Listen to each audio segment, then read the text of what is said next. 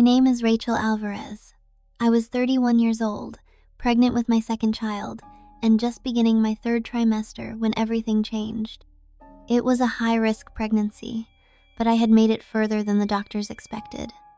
My husband and I had even picked out the name Elias. We were hopeful, tired but hopeful. On the morning of November 22, 2024, I woke up with a sharp pain in my side. It wasn't unusual. Pregnancy was hard on me, but this was different. Within minutes, the pain spread across my abdomen like fire.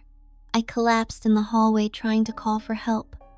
The next thing I remember was the sirens. They said my blood pressure dropped so low I flatlined in the ambulance. For just under 4 minutes, I was gone. But what I experienced wasn't darkness. It wasn't silence. It was glory. I opened my eyes, not in a hospital, but in a garden unlike anything I've ever seen. Flowers shimmered, as if woven with light. The air was warm, not with heat, but with presence. And standing only a few feet from me was a woman. She wasn't glowing like a ghost. She was clothed in white, with sorrow and gentleness in her eyes. She looked at me the way only a mother can, and without words, I knew. It was Mary, the mother of Jesus. I fell to my knees, not out of fear, but because my soul recognized something holy. And then just behind her, I saw him, Jesus, radiant, pierced, alive. And I realized I had died, carrying life, only to awaken before the giver of life himself. As I knelt in that unearthly garden, I didn't feel fear. I didn't even feel confusion. I felt like a child who had wandered far from home and finally made it back to the front porch where the light was still on. Mary stepped aside, her gaze still tender, as Jesus walked toward me. He didn't look like the paintings I grew up with. He wasn't fragile. He wasn't soft. He was powerful, radiant-like. His very being was made of fire and peace at once. His eyes locked onto mine, and when he looked at me, I knew. He saw everything. My sins, my struggles, my doubts, my shame, and somehow, he loved me anyway. He didn't speak at first. He didn't have to. In his presence, words felt unnecessary. I could feel him in my thoughts, my emotions, even in the places I didn't want anyone to go. And then, he finally spoke, softly. Rachel, I've been with you since before your heart even knew mine. I began to cry not because I was afraid, but because the weight I had carried for years melted off in an instant. I cried for the things I had buried, the miscarriage before Elias, the depression that followed, the fear that I wasn't enough as a mother, as a wife, as a daughter of God. Jesus touched my shoulder, and it was like light entered my bones. Every lie I had believed about my worth, about being forgotten, about being too far gone, burned away in an instant. He knelt beside me, and I will never forget what he said next. You didn't just carry life, Rachel. You were carried by me the whole time. And then, gently, he turned toward Mary, who still watched with tears in her eyes, and said, There's something she must see. Show her what it means to say yes to me, even when it costs everything. What Mary showed me next made me see motherhood, suffering, and surrender in a way I never had before. Mary didn't speak a word, but when she reached for my hand, I felt as though I had known her forever, not in the way I knew Bible stories or Catholic prayers, but the way a daughter recognizes the ache in her mother's eyes. She led me quietly, reverently through a series of moments that unfolded like living memory. I wasn't watching history. I was inside it. The first scene she showed me was of a young woman her saying yes to an angel. I saw her trembling, wide-eyed, no older than a teenager. But in that moment of fear, she whispered one word that shattered the veil between heaven and earth. Yes. I could feel what it cost her, the risk, the shame, the unknown, and yet she trusted. Then the scene shifted. I saw her kneeling at the foot of the cross, her son bloody, broken, crucified hanging before her. The same Jesus who had just spoken my name in perfect love. She didn't cry out. She didn't collapse. She stood. A mother, watching her child die to save the very ones who mocked him. And she whispered again, "Yes." Her eyes met mine as we stood in that vision together, and I heard her voice not out loud, but in my spirit. To carry life is to carry pain, but when you carry it with love, it becomes redemption. I collapsed to my knees again, sobbing, not because I was afraid, but because I had tried so hard to protect myself from pain, from loss, from surrender. But here she was, the Mother of God, showing me that the path to life wasn't through control but trust. She touched my womb. I didn't know how, but I felt a presence inside me stir. Not just my baby peace, a peace that wrapped around both of us like the safest blanket in the universe. Then Jesus appeared beside her again, and he said, "Now she understands, but there is more. Show her what heaven sees when a mother lays down her life in love." What came next was a vision of eternity that changed the way I would ever think about sacrifice again. Jesus stood beside Mary, and both of them looked at me with such compassion. I felt like my entire heart had been cracked open. He reached toward Minot in judgment, but with purpose, and said, "Rachel, come see what I see when a mother gives everything in love." And suddenly, we were no longer in the garden. I was lifted gently, but swiftly, into what felt like a vast, open realm of light and song. It wasn't a place with walls or buildings. It was eternity, alive with voices, worship, and something I can only describe as unfiltered glory. And then he showed me something that shattered me. Mothers. Millions of them. Not angels, not saints with crowns, but ordinary women, some with worn hands, some with scars, some with tired eyes standing in glory, surrounded by their children, both born and unborn. I saw a woman who had died giving birth, holding the child she never met in life. I saw another mother weeping with joy as she embraced a grown son she had lost to addiction, now restored in radiant light. I saw young mothers who never got to raise their babies yet in eternity. Their love had not gone unseen. Jesus said, "Every sleepless night, every quiet prayer, every act of invisible sacrifice was seen by me, and it echoes in heaven forever." Tears streamed down my face, because I had spent so much time wondering if I was doing enough, if I was failing, if my exhaustion made me less holy, less worthy. But here, in the eyes of the one who made all life, I saw that my weakness had been worship. And then Mary stepped forward and said, for the first time aloud, "Your child belongs to him, and so do you." She placed her hand over my womb again, and this time, I felt something holy move inside me. Not just life, but calling. Then Jesus said, "You've seen the beauty in surrender.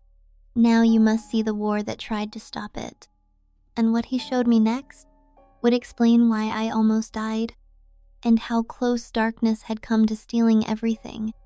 Jesus raised his hand, and the warmth of heaven dimmed not in fear, but in revelation.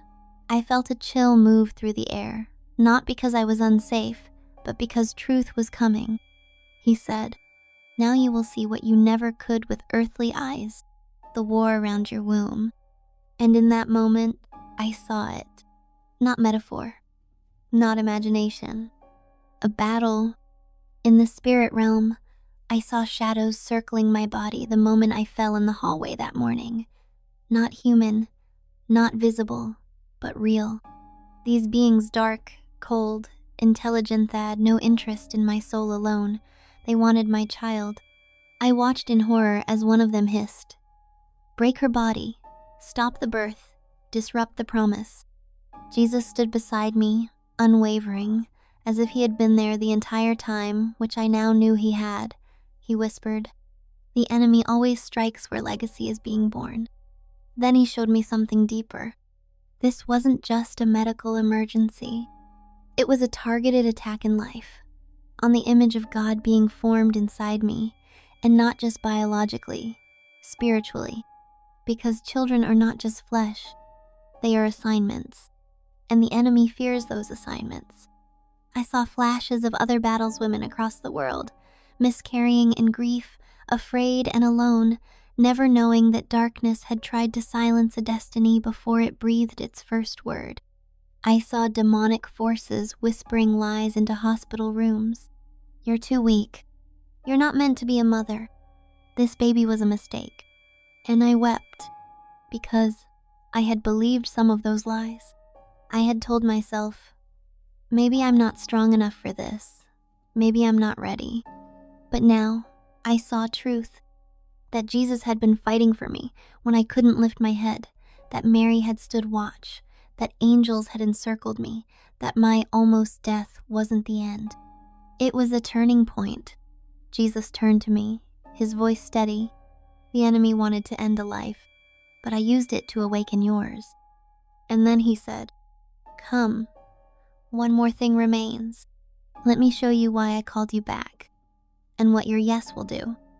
And what I saw next was the purpose behind my pain and the joy I never knew I had been chosen to carry. Jesus stood before me, his wounds still glowing, his eyes full of a fierce tenderness I cannot put into earthly words, and he said, Rachel, you have seen the beauty of surrender. You've seen the war around your womb. Now I will show you the purpose of your return. And then he showed me a vision. I saw myself alive, back in my body, holding a newborn child to my chest, not just surviving, but glowing with a kind of peace that only heaven can give. My husband stood beside me, tears in his eyes. My daughter, barely 4 years old, rested her hand gently on the baby's head. But the vision zoomed out, and I saw more. I saw a room filled with women, tired, broken, anxious. I saw myself speaking to them not as a preacher, not as someone who had it all together, but as a witness, a woman who had met Jesus at the edge of death and had come back with a message of life. I was telling them, you're not alone. He sees you. Your pain is not wasted. You were never too weak to be chosen. Tears flowed down the faces of these women. One of them clutched her belly, realizing she could go through with her pregnancy. Another forgave herself for a child she had lost years ago. Another whispered, Jesus, if you're real, I need you now. And then he said, this is why you came back. Not just to raise a child, but to raise up mothers, to awaken hearts, to carry my name with the same courage Mary once carried me. I wept because for the first time, I realized that motherhood wasn't just a physical call, and it was a spiritual commission. That my survival wasn't just mercy, it was mission. Then he placed his hand over my heart, and I felt a fire begin to burn there, not pain, not fear, but purpose. And he said, your yes will echo through your children, through your words, through every woman who hears your story and chooses life. Then he looked at me with the softest smile and said, now it's time. You've seen heaven. You've stood at my feet. But the world needs your voice. And before I could reply, the light grew brighter until it swallowed everything. I felt myself falling, back toward earth, back toward breath, back toward a future I hadn't planned. But now, I was ready for it. The first sound I heard was the beeping of machines, then muffled voices, then the sob of my husband whispering, she's back, she's breathing. I opened my eyes slowly. The ceiling lights above me were blinding, but they couldn't compare to the brilliance I had just left. I had died, but I wasn't afraid, because I had stood at the feet of Mary and Jesus. I had heard the voice of the one who made me. I had felt the purpose he placed in my womb and in my soul. And now I was alive again, but not the same. The doctors called it a miracle. My vitals had flatlined in the ambulance. For 3.5 minutes, they had done everything they could to revive me. Then suddenly, my pulse returned, strong, steady, and with it, my child's Yes, me baby survived too. They told me it would take time to recover, but something in me had already healed. The fear that used to grip me in silence was gone. The insecurity, the guilt, the questions. I knew why I was back. Not just to mother my children, but to carry his message. To tell every woman who feels like she's drowning in expectation or pain or silence, you are seen, you are chosen, you are never alone. I spent weeks in the hospital, and every day I would pray not with desperation, but with clarity. I prayed for the women I saw in that vision. I prayed for their strength. I prayed for my voice to be used. And slowly, the visitors began to come. Nurses would ask me, "What did you see?" Other mothers from the maternity ward would come just to sit beside me, even without knowing why. And I'd tell them, I died, but I met love. And he sent me back to tell you, your life matters. Your child matters. And heaven rejoices over you. My womb had carried life, but now my heart carried fire. And there was still one more thing Jesus told me to do. One final part of the story to complete. The message I would carry to the world, no matter what it cost. I returned home weeks later, weak in body, but strong in spirit. I held my baby boy, Elias, in my arms and whispered the name Jesus had spoken to me in eternity. Every time I looked into his tiny eyes, I remembered that I had almost never seen them, and I remembered why I was still here. Not just to be a mother, but to be a messenger. So here it is, the message I carry now in every breath, every heartbeat, every word I share. Jesus is real. He is alive. He is not far off or hidden behind stained glass. He is not only for the perfect, the polished, or the religious. He is for the exhausted mother, the grieving woman, the one who's scared to say yes to the life growing inside her, the one who's lost a child and wonders if she'll ever be whole again. He is for you, and he is waiting. And Mary, she's real too. She is not a statue. She is not distant. She is a mother, still kneeling at the foot of the cross, still whispering yes, alongside every woman who chooses love when it costs everything. In heaven, I saw that a mother's yes echoes in eternity. It doesn't matter if no one applauds. Heaven sees. Heaven knows. You're not just carrying a child. You're carrying God's purpose. And even if it hurts, even if it breaks you, even if you feel forgotten, he is with you. I don't tell this story for fame. I tell it because I promised him I would. And if my story reaches even one woman about to give up, one soul lost in silence, one heart longing to be told they matter, then the pain was worth it. Because I saw Jesus, I died and woke up at his feet. And I will spend the rest of my life telling the world how beautiful his voice truly is.